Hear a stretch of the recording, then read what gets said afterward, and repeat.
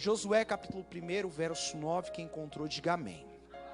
Diz-nos assim o texto: não tô ou te mandei eu, esforça-te, tem bom ânimo. Não tô ou te mandei eu, esforça-te, tem. Esforça-te, tem. Esforça-te, tem. Se assente glorificando, bendizendo, adorando e exaltando ao nome do Senhor Jesus. Se o meu amigo do som conseguir me der mais um pouquinho aqui de som, de retorno, eu vou ficar muito grato pela sua vida. Eu sei que o sonoplasta é aquele que mais sofre na igreja, que alguém fica assim para ele, fica assim para ele, mas você manter o som bom até o fim do culto, Deus vai te abençoar 2 vezes mais. Você viu que ninguém acreditou, que ninguém deu glória, né? Mas eu creio na tua vitória, em nome de Jesus. Bom, queridos, uma das coisas que nós precisamos analisar com muito cuidado aqui nesse capítulo 1 do livro de Josué, é nós percebermos e entendermos que Deus trata 2 termos em pelo menos 3 ocasiões diferentes dentro do mesmo capítulo. E nesse sentido, quando Deus usa esses termos para falar com o seu servo Josué, quem está comigo, diga amém. Quando Deus usa esses 2 termos para falar 3 vezes com o seu servo Josué, eu percebo que Deus, ele está sendo de maneira proposital, redundante naquilo que ele está falando. Deus, ele está sendo repetitivo, e essa repetitividade tem uma intenção da parte de Deus. A Bíblia diz para nós que Deus fala com Josué, no verso 6, esforça-te, tem bom ânimo. No verso 7, tão somente esforça-te, tem muito bom ânimo. E novamente no verso 9 o texto diz: não te mandei eu, esforça-te e tem bom ânimo. Então, quando nós olhamos para esses 2 termos que se repetem nos 3 versículos, eu tenho para mim que nós temos que voltar a nossa atenção a esses 2 termos, pois dentro desses 2 termos existe uma mensagem de Deus ao seu servo Josué.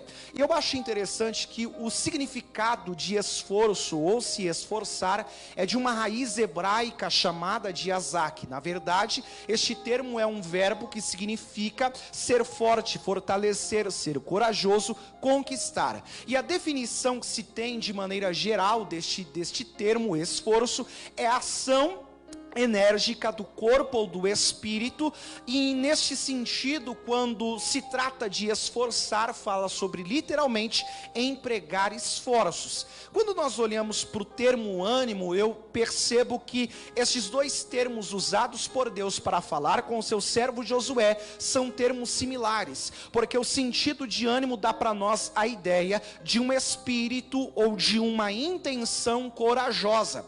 E quando nós olhamos para estes 2 termos que significam ser forte, fortalecer, ser corajoso, conquistar, ou ainda ter um espírito e uma intenção corajosa, que envolveria tanto as ações enérgicas do corpo e do espírito de Josué, eu percebo que Deus está requerendo de seu servo ações de força e de coragem. E a pergunta que se levanta, ou a questão que fica em foco é: por que Deus está requerendo de seu servo Josué ações de força e de coragem? Por que Deus está estimulando, impelindo e direcionando o seu servo para que ele tenha ações de força e de coragem? Eu não sei se você percebe, mas o texto tem uma questão em foco. E nesse sentido, quando nós olhamos para o livro de Josué, dentro de uma visão contemporânea ou dentro de uma visão geral, nós podemos perceber que existe um termo predominante para o livro de Josué. Você está comigo? Diga amém. Nós poderemos perceber que em todo tempo, no livro de Josué, a ideia que é trabalhada é a ideia de conquista. Em todo tempo nós vemos o livro de Josué trabalhando a ideia de conquista. A conquista da terra, a conquista da herança, a conquista das nações, a conquista da tribo, a conquista nas guerras. Então em todo tempo nós vemos o termo conquista em paralelo sendo trabalhado no livro de Josué. Há um escritor chamado Mayan Perman que ele vai definir o livro de Josué da seguinte forma: ele diz que o livro de Josué é o livro da vitória e o livro da posse. Nas entrelinhas, Mayan Perman está dizendo para nós que o livro de Josué é o livro da conquista. Talvez você se pergunta: Marlon, mas o que significa este termo conquista? Literalmente, conquista dá para nós o sentido da ação de lutar para se obter aquilo que se quer. Isso é conquista.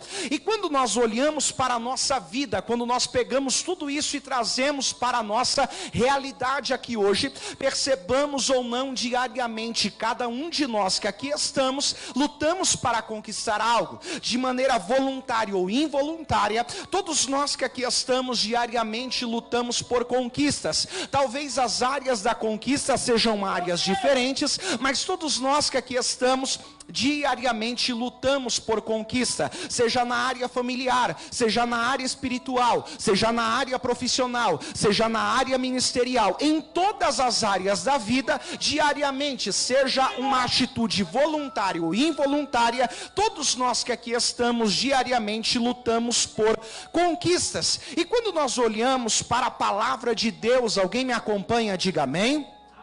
Quando nós olhamos para a palavra de Deus e a visão bíblica que o texto sagrado traz para nós, que o gênero bíblico trabalha acerca da conquista, a minha alma se alegra por se lembrar de Filipenses no capítulo 3, no verso 12, pois lá no texto a expressão utilizada por Paulo é: não que já tenha alcançado ou que eu seja perfeito, mas prossigo para alcançar aquilo que também fui preso por Cristo Jesus. Ali naquele texto, Paulo está dizendo que ele poderia confiar na carne, ele teria segurança na sua religião, pois ele se destaca de todos, e ele poderia confiar em si mesmo, na sua carne, na sua construção mental, nos seus paradigmas, nos seus diplomas. Mas a Bíblia diz para nós que quando ele conhece a Cristo, ele deixa de confiar na sua religião, ele deixa de confiar na carne, porque a partir do momento que ele tem um encontro com o Senhor Jesus,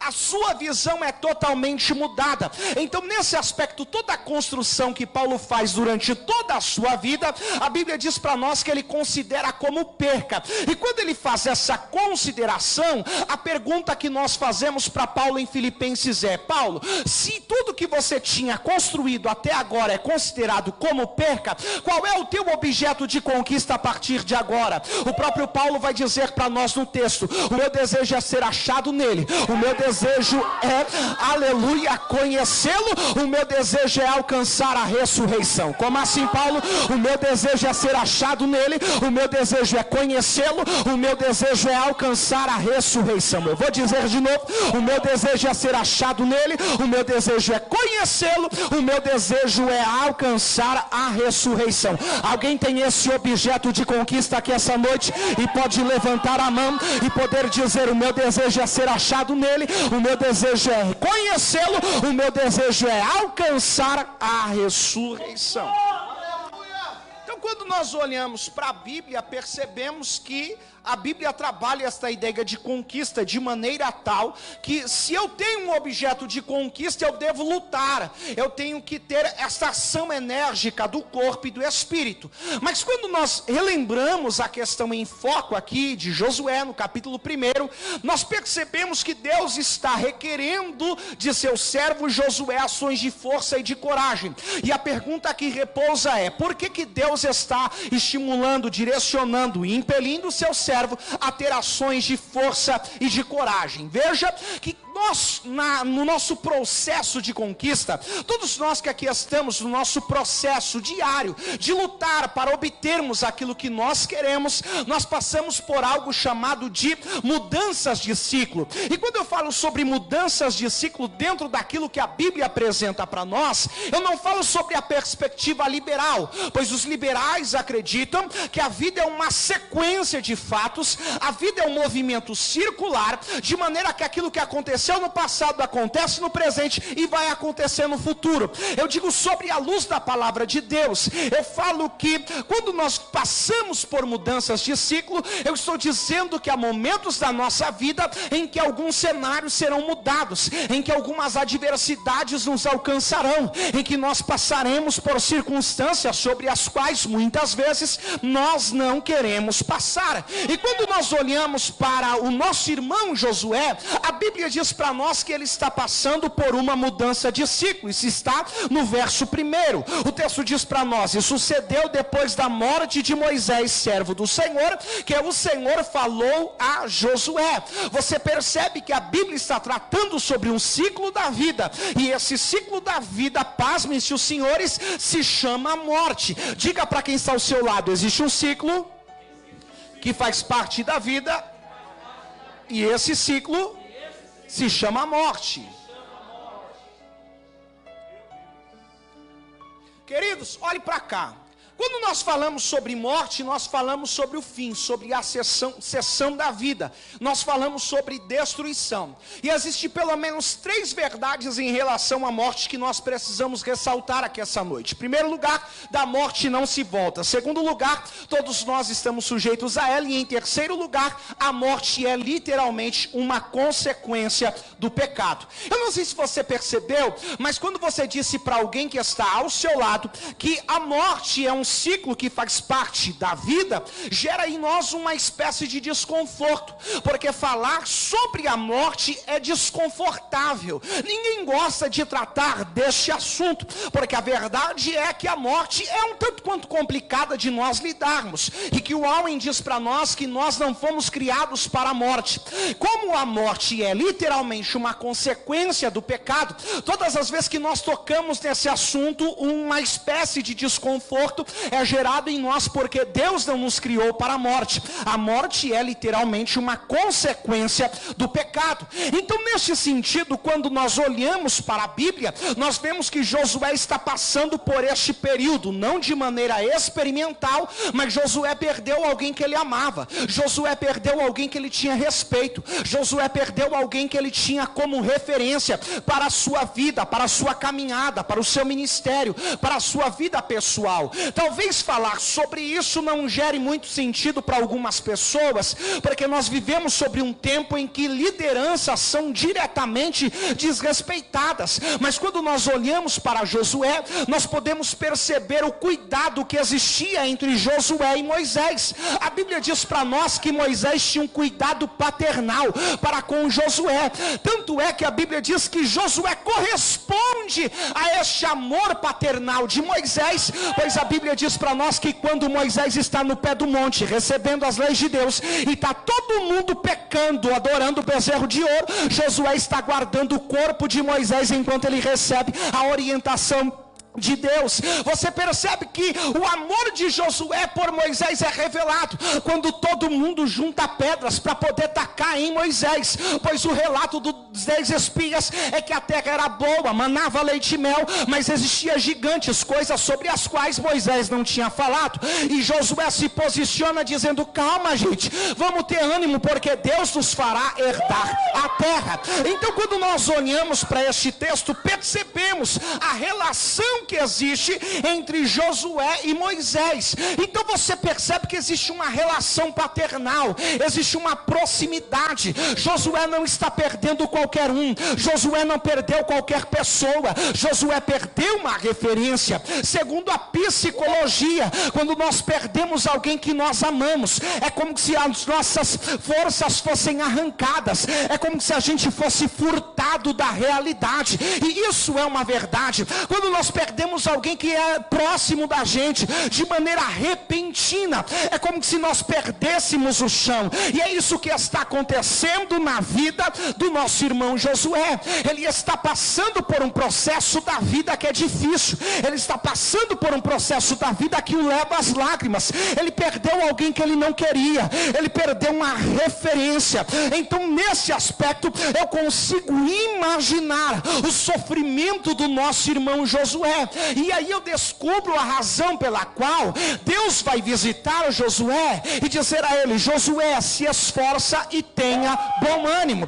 Por quê? Queridos, é claro, é evidente, é real que quando nós perdemos alguém que nós amamos, nós temos esse choque de realidade. E segundo a psicologia, é interessante ressaltar que quando nós perdemos alguém, nós precisamos cumprir o tempo de luto. Isso daqui é verdade.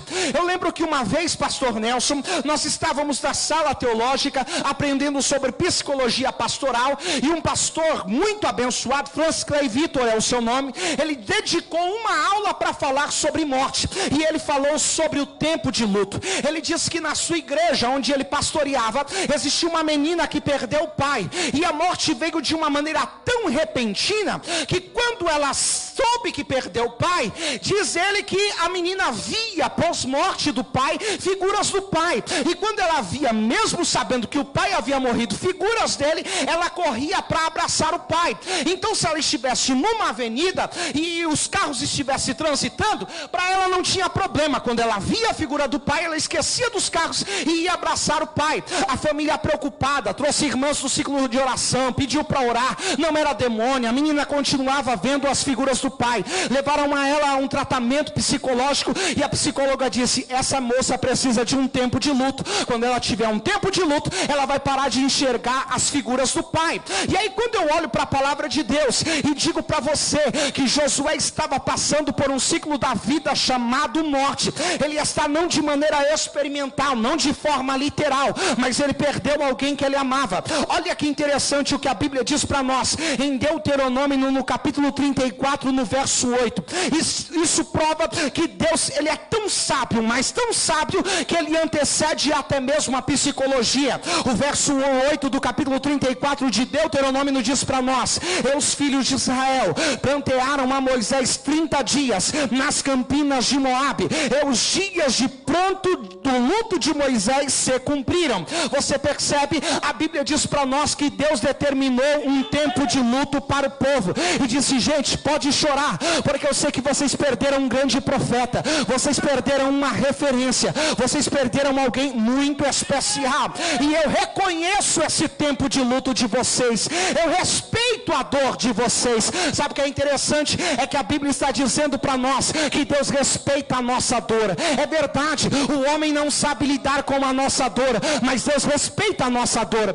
Irmão, explica para mim, olha para cá, explica para mim, como é que Ruth, ou melhor, Noemi, vai para as campinas de Moabe? Deus não disse para ela ir, mas ela foi, passou 10 anos, foi para fugir do que, pastor? Foi para fugir da morte, porque a Bíblia diz que em Belém de Judá havia fome. Se ela está fugindo da fome, está fugindo da morte. Mas lá nas campinas de Moabe, a morte visita a casa de Noemi, e a Bíblia diz para nós que quando a morte visita, 10 anos depois ela volta para Belém de Judá, e ela volta não querendo ser doce, ela volta não querendo ser abençoada, ela volta dizendo: me chame de Mara, porque eu sou amarga. Por quê? Porque a mão do Todo-Poderoso se descarregou contra mim. Aonde que a Bíblia disse que Deus mandou ela ir? Ela foi porque quis, voltou sofrendo e ainda culpou Deus. Irmão, se eu fosse Deus, matava ela na hora. Mas sabe por que Deus não fez isso? Porque Deus conhece a minha estrutura, Deus conhece a minha dor, Deus respeita a minha dor. Eu quero convidar você a olhar para quem está do teu lado e dizer isso para ele: calma, Deus respeita a tua dor.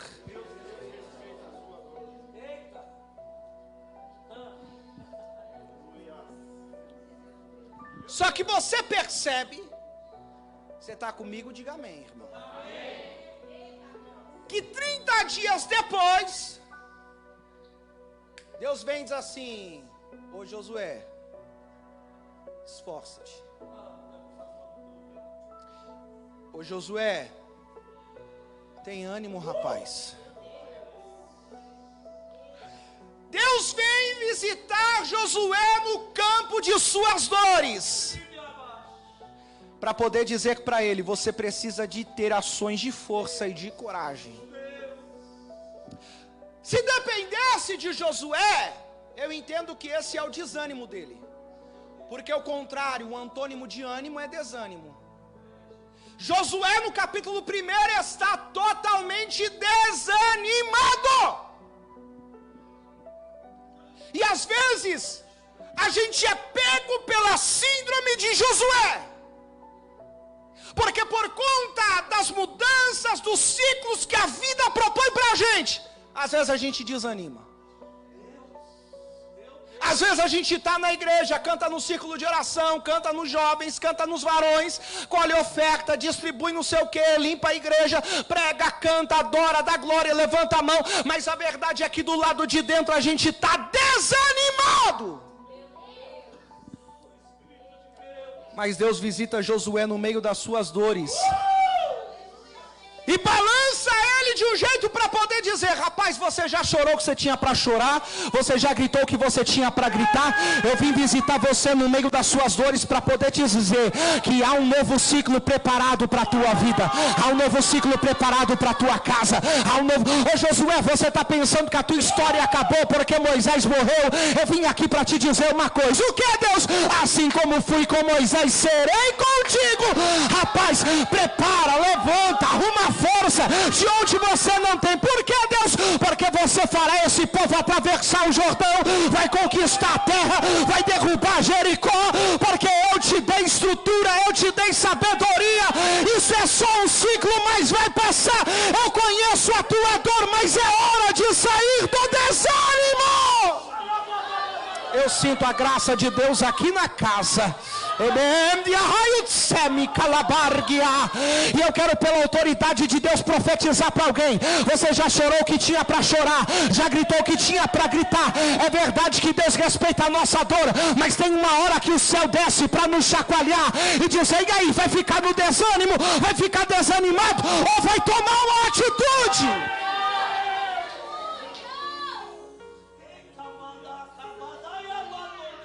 Olha aqui, porque Josué não percebe, mas ele, enquanto está mergulhado no seu desânimo, ele se auto-impede de viver novas experiências em Deus. Josué não percebe, mas enquanto ele está mergulhado no seu desânimo, ele se auto-impede de viver novas experiências em Deus. Às vezes a gente culpa o pastor, às vezes a gente culpa o trabalho que a gente não tem, às vezes a gente culpa a vida financeira que a gente não tem, às vezes a gente culpa a casa que a gente não tem, e aí a gente vai arrumando desculpa para tudo. Mas a verdade é, Deus nos conhece e sabe que o problema somos nós mesmos. Mas Deus decide visitar Josué para poder dizer para ele: rapaz, está na hora de você sair desse tempo de luto. Aliás, eu vou te dar um motivo para você ficar de pé, Josué. Porque ao invés de canto fúnebre, eu vou colocar um cântico novo na sua boca, porque tem tempo de vitória chegando para a tua vida. Oh glória, eu profetizo que o verão está chegando, o inverno já foi embora, e o Senhor está dizendo: rompe o desânimo, porque eu tenho novas etapas para a tua vida, para a tua casa, para a tua família. Eu vou profetizar de novo. O céu decidiu descer aqui essa noite para poder dizer: eu tenho um novo ciclo, eu tenho uma nova etapa para a tua casa, para a tua família. Só quem acredita, por favor, levante a mão, abra a boca, dê o maior brado de glória que você pode.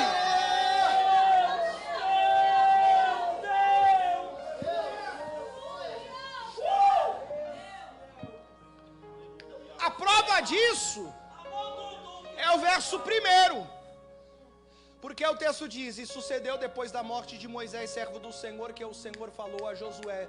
O Senhor falou com quem? O Senhor falou com quem? O Senhor falou com quem? Eu não sei se você sabe, mas é considerado o chamado de Josué um chamado indireto. Porque a Bíblia diz para nós em Números, no capítulo 27, no verso 18, que quando Deus chama Josué para ser sucessor de Moisés, a Bíblia diz o seguinte: Deus foi lá, falou com Moisés, e quando Deus falou com Moisés, eu disse assim: Moisés, o negócio é o seguinte, eu escolhi Josué, então como eu escolhi Josué, diga para ele que eu escolhi, vai lá, põe a mão na cabeça dele e diga para ele que eu chamei ele. Foi esse o chamado de Josué.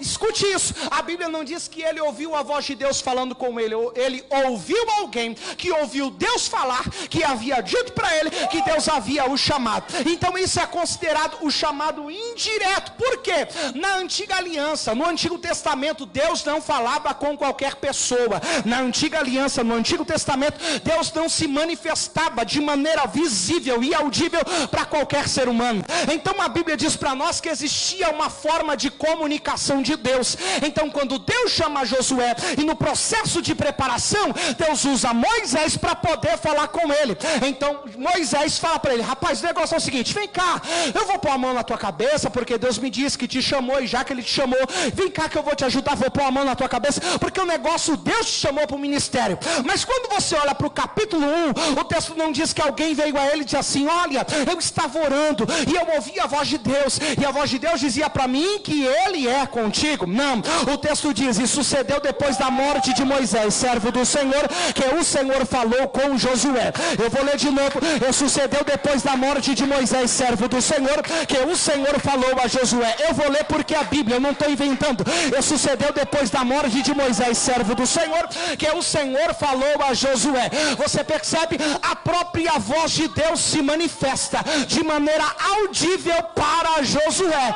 É como se Deus estivesse dizendo: rapaz, a prova de que você precisa sair do desânimo, porque você precisa ter novas experiências comigo, é essa. Qual é, Deus? A partir de hoje você vai ouvir a minha voz. Você não vai ouvir alguém que disse, que mandou falar porque estava orando. Não, a partir de hoje você vai ouvir a minha voz. Ô irmão, quando eu li isso aqui eu lembrei de Samuel. A Bíblia diz para nós que ele é menino, tem cuidado das coisas do Senhor. Todo ano a mãe dele vai lá, faz uma túnica de várias cores. E o texto sagrado diz para nós que tem um dia que ele está dormindo. Era perto do momento da reposição do óleo, era de madrugada. Era o tempo em que o óleo da lamparina estava quase acabando. E o sacerdote levantava de madrugada para poder repor. E a Bíblia diz para nós que ele ouve uma voz. Quando ele ouve uma voz, o texto diz que ele já era adiantado em idade, não conseguia enxergar e acima do peso. Então ele pensa: já que eu estou ouvindo a voz de alguém, então significa que Eli está precisando de alguma coisa. Como ele trabalha junto com Eli, ele vai até Eli e diz: e aí, Eli, o que o senhor está precisando? Quer uma meia para o pé? Quer um cobertor? Quer um pouco de água? Diga para mim o que você quer. Ele diz: não, menino, vai deitar, vai deitar. Eu não chamei você não. Aí daqui a pouco ele está deitado e ele escuta uma voz: Samuel. Aí quando ele vai lá, a Eli dizendo: não, agora eu escutei o Senhor me chamar. Fala o que o senhor precisa. Diga para mim, não tenha medo não. Você está de madrugada, mas eu tenho disposição.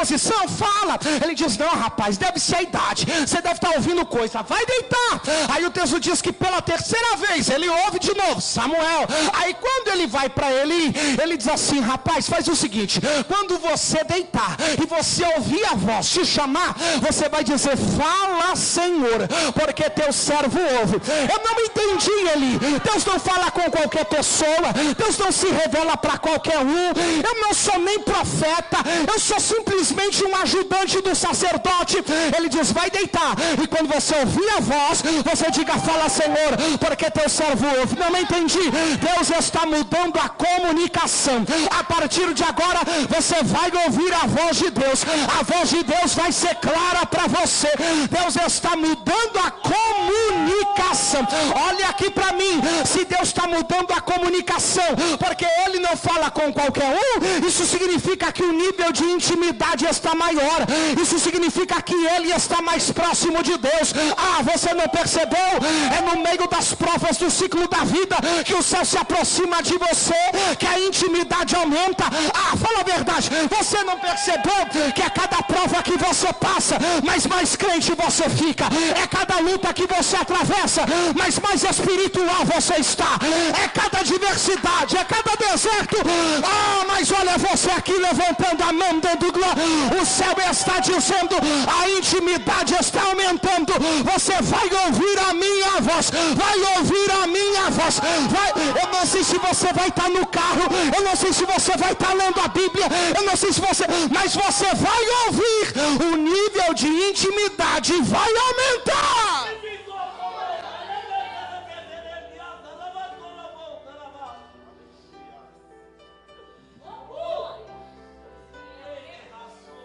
Intimidade.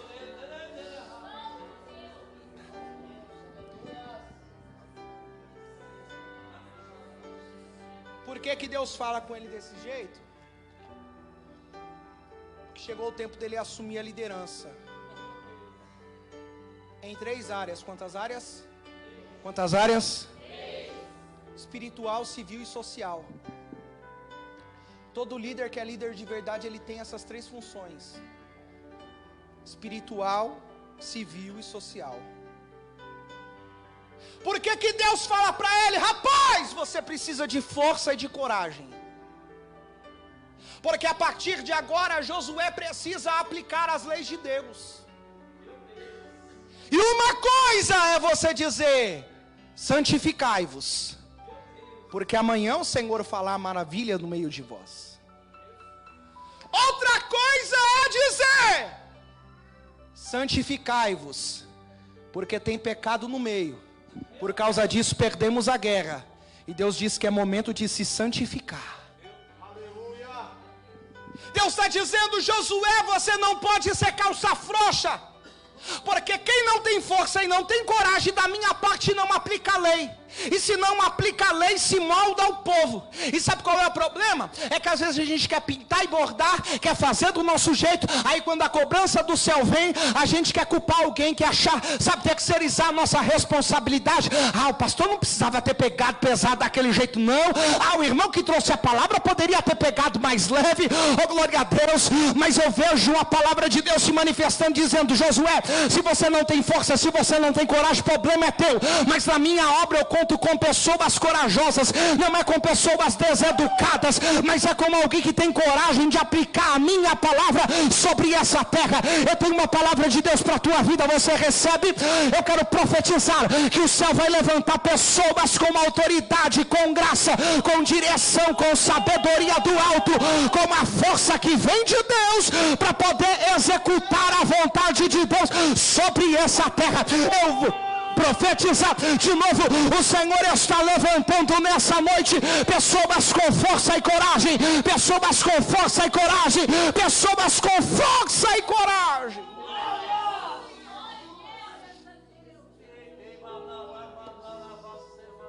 Diga para quem está ao teu lado: força e coragem.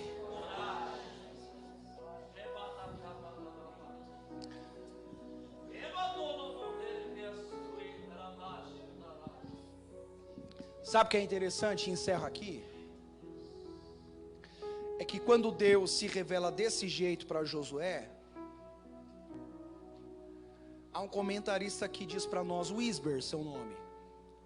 Ele diz: a voz de Deus ressoa como uma voz de comando, porque Deus está convidando o seu soldado para a peleja. Aí, pastor Nelson, como a Bíblia é tremenda. Porque a primeira vez, tem alguém comigo aqui? Amém. A primeira vez que o nome de Josué aparece na Bíblia é em Êxodo 17. No verso 18 tem uma batalha contra os amalequitas. E a primeira vez que ele aparece pelo seguinte: Moisés vai subir um monte, vai ficar com Arão e Ur, e Josué vai ser aquele que vai comandar a batalha. Então a primeira vez que ele aparece na Bíblia, ele aparece como soldado. Agora ele está à frente do povo, assumiu liderança, tudo tal. Mas a Bíblia se manifesta para ele, Deus fala com ele dizendo: rapaz, lembra que você é soldado. Você não pode esquecer disso. O que, Deus? Você é soldado. Por isso a minha voz de comando ressoa para poder te lembrar. Lembra de onde você veio? Lembra de onde você saiu? Lembra onde eu te levantei? Lembra de Josué? Ninguém conhecia teu nome, mas você foi conhecido porque você foi soldado. Você foi conhecido porque eu te levantei para guerrear na terra. Oh glória, eu sinto que Deus está trazendo a memória nossa essa noite, de onde é que Ele nos arrancou. Porque tem hora que parece que o lugar onde nós estamos nos faz esquecer, mas Deus se revela dizendo: Josué, você precisa se lembrar que você é soldado. Pregador, eu estou ferido, não tem problema, você é soldado. E no exército de Deus, o soldado pode até estar ferido, mas não fica para trás. No exército de Deus, aqui a nossa luta não é chegar primeiro, é chegar todo mundo junto.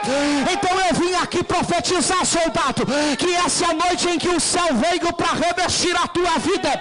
Eu não sei se você quer casa, mas eu devo te falar que tem capacete da salvação. Eu não sei se você quer carro, mas eu vim te falar que tem couraça da justiça. Eu não sei se você quer dinheiro na conta, mas eu vim te falar que tem sandália da preparação do evangelho. Eu vim te dizer que tem espada do Espírito, que é a palavra. Eu quero convidar os soldados essa noite a levantar a mão, a abrir a boca e adorar. Emara Marachandaraia. Emelia, raio de Sérgia. Pega na mão de quem está do teu lado e diga para ele: lembra que tu é soldado, irmão.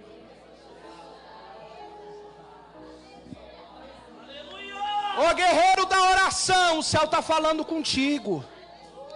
Ô guerreira do jejum, o céu está falando contigo. Ô guerreiro do evangelismo, o céu está falando contigo. Ô guerreiro das campanhas, das madrugadas, o céu está falando contigo. Ô glória, eu sinto o Espírito Santo dando um grito na minha alma, porque a impressão que eu tenho é que a igreja brasileira está vomitando pregador, está vomitando cantor, e cada hora aparece mais. Mas o céu veio aqui em Barueri para poder dizer para nós: eu vim levantar soldado, eu vim levantar soldado, eu vim porque soldado não quer aparecer, soldado quer defender a nação, soldado não quer mostrar que pode, soldado quer defender o exército. Cadê você, soldado? Levante a mão, recebe essa graça que vem de Deus.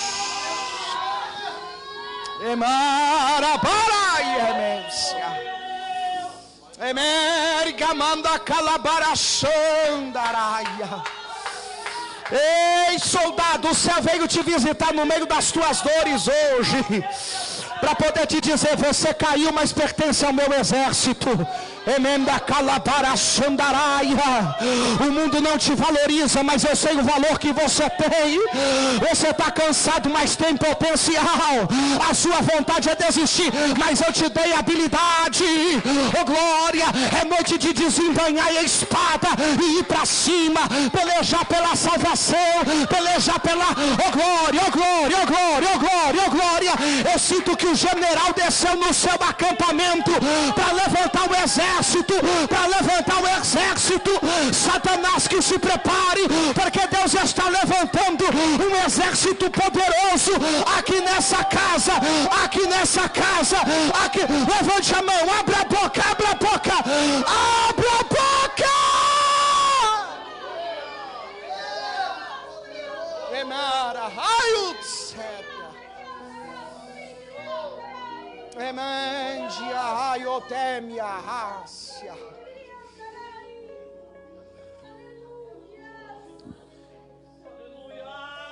Fique de pé, por favor.